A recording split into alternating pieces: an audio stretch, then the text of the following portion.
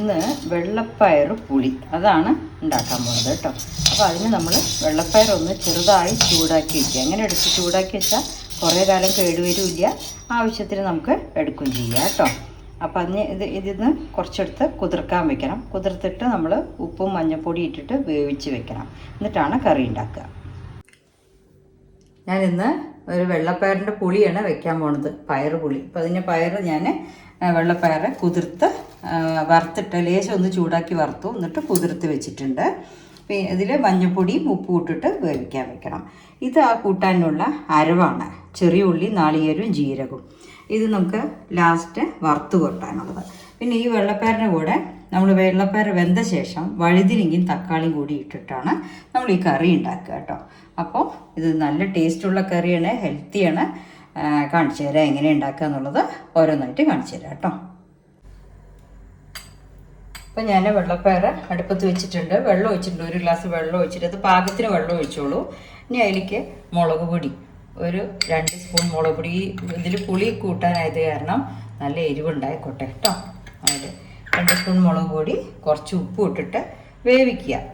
ഒന്ന് ചൂടാക്കിയത് കാരണം നമുക്ക് അധികം വേവേണ്ട ആവശ്യമില്ല. ഒരു 4 സ്റ്റീമൊക്കെ ഇട്ട് നന്നായി ഉടഞ്ഞാലും കുഴപ്പമൊന്നുമില്ല കേട്ടോ.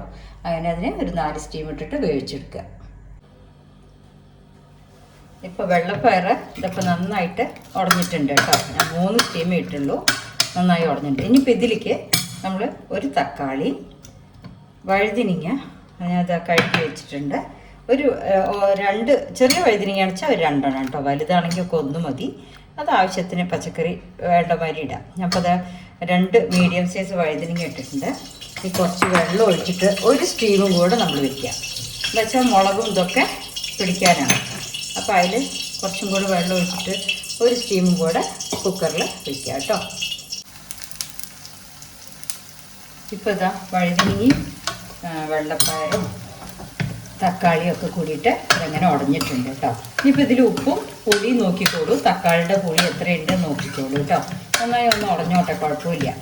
അതിൽ ഉപ്പ് നോക്കിയ ശേഷം വേണമെങ്കിൽ ഇടുക. ഇനി കുറച്ച് പുളിവെള്ളം, അതിൽ തക്കാളിയുടെ പുളി നോക്കിയിട്ട് പുളിവെള്ളം കുറച്ച് ഒഴിക്കുക. അത് നോക്കി ഒഴിച്ചാൽ മതി, പുളി അധികമായി പോണ്ട. ഇനി ഒന്നും കൂടെ തിളപ്പിക്കണം. പുളിവെള്ളം ഒഴിച്ച് ഒന്നും കൂടെ കൂട്ടാൻ തിളപ്പിക്കണം.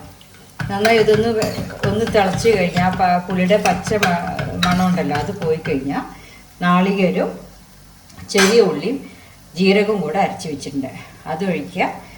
പിന്നെ വെളിച്ചെണ്ണയിൽ ഉലുവ, കടുക്, ചെറിയ ഉള്ളി മുറിച്ചത്, കരിവേപ്പിൻ്റെ ഇലയും കൂടെ വറുത്ത് കൂട്ടിയാൽ ഈ കൂട്ടാൻ റെഡി ആയിട്ടുണ്ട് കേട്ടോ. ഇനിയിപ്പോൾ ഇതൊന്ന് പച്ചമണം മാറാൻ പുളിവെള്ളം തിളച്ചോട്ടെ. അപ്പം നന്നായിട്ട് തിളച്ച് വന്നിട്ടുണ്ട് കൂട്ടാൻ. ഇനി വേണമെങ്കിൽ നമുക്ക് തേങ്ങ അരയ്ക്കാണ്ട് ഇങ്ങനെയും കഴിക്കാം കേട്ടോ. അപ്പോൾ ഈ സ്റ്റേജിൽ നമ്മൾ ഈ കൂട്ടാൻ ഉണ്ടാക്കും. വെള്ളപ്പയർ പുളി ഇതിലേക്ക് വറുത്ത് കൂട്ടിയാൽ മതി, അങ്ങനെയും ചെയ്യാം. അല്ലാന്നുണ്ടെങ്കിൽ നമ്മളിപ്പോൾ ഞാൻ തേങ്ങയും ജീരകവും ചെറിയ ഉള്ളിയും കൂടെ അരച്ച് വെച്ചിട്ടുണ്ട്, അത് ഒഴിച്ചിട്ടുണ്ടെങ്കിൽ അതൊരു വേറെ ടേസ്റ്റാണ്. രണ്ടും 2 തരത്തിലുള്ള സ്വാദാണ്. അങ്ങനെ ഉണ്ടാക്കാം, ഇങ്ങനെ ഉണ്ടാക്കാം കേട്ടോ. അപ്പോൾ അതുകൊണ്ടാണ് ഞാൻ ഈ കറി കാണിക്കാൻ കാരണം. 2 തരത്തിലും ഉണ്ടാക്കാൻ പറ്റും. അതും ഒരു സ്വാദായി. നാളികേരം ഇല്ല പറഞ്ഞാൽ നമുക്ക് പെട്ടെന്ന് വീട്ടിലുണ്ടാക്കാൻ പറ്റുന്ന ഒരു കറിയായിട്ട് വെള്ളപ്പയർ വെച്ചിട്ട് കറി ഉണ്ടാക്കാം കേട്ടോ. പച്ച വെള്ളപ്പയറാണെങ്കിൽ നമുക്ക് നേരെ കുതിരാനിട്ടിട്ട് ഉണ്ടാക്കാം. ഞാൻ എപ്പോഴും വെള്ളപ്പയറ് ചെറുപയറൊക്കെ കിട്ടിയാലും ഒന്ന് വറുത്ത് വയ്ക്കും. അപ്പോൾ പുഴുക്കേടൊന്നും വരില്ല, നമുക്ക് ഉണ്ടാക്കി കഴിക്കുകയും ചെയ്യാം. ഇതിപ്പോൾ നാളികേരം എന്തായാലും പിന്നെ തിളയ്ക്കരുത്. ആയിക്കഴിഞ്ഞു കൂട്ടാൻ ഓഫ് ചെയ്തിട്ട് വറുത്ത് വെച്ചിട്ടുണ്ട് ഞാൻ ചെറിയ ഉള്ളി, പിന്നെ ഉലുവ, കടുക്, കരിവേപ്പിൻ്റെ ഇല വറുത്ത് വെച്ചതിനും കൂടി ഇട്ടിട്ട് നമുക്ക് ഊണ് കഴിക്കാൻ റെഡി ആയിട്ട് നല്ല തിക്ക് ഗ്രേവി ആയിട്ടുള്ള നല്ല കൂട്ടാനാണിത് കേട്ടോ. നമുക്ക് ഇപ്പോൾ 2 ദിവസത്തേക്ക് എടുത്തു വെച്ചാലും കേടില്ല, കഴിക്കാൻ പറ്റും. നല്ല സ്വാദുള്ള കറിയത്. വെള്ളപ്പയർ കറി റെഡി ആയിട്ടുണ്ട്. ഇങ്ങനെ തിക്ക് ഗ്രേവി ആയിട്ടാണ് ഉണ്ടാവുക. ഇതിപ്പോൾ നമുക്ക് 2 ടൈപ്പായിട്ടും ഉണ്ടാക്കാം കേട്ടോ. തേങ്ങയും ജീരകവും ചെറിയ ഉള്ളി ഒഴിച്ചിട്ടും ഉണ്ടാക്കാം. അല്ലാതെ ആ പുളി തിളച്ച ശേഷം നമ്മൾ ഉള്ളിയൊക്കെ വറുത്ത് കൊട്ടിയില്ലേ, അതുമാതിരി ചെയ്യാം. രണ്ടും ചെയ്യാം കേട്ടോ. രണ്ടും 2 ടേസ്റ്റാണ്.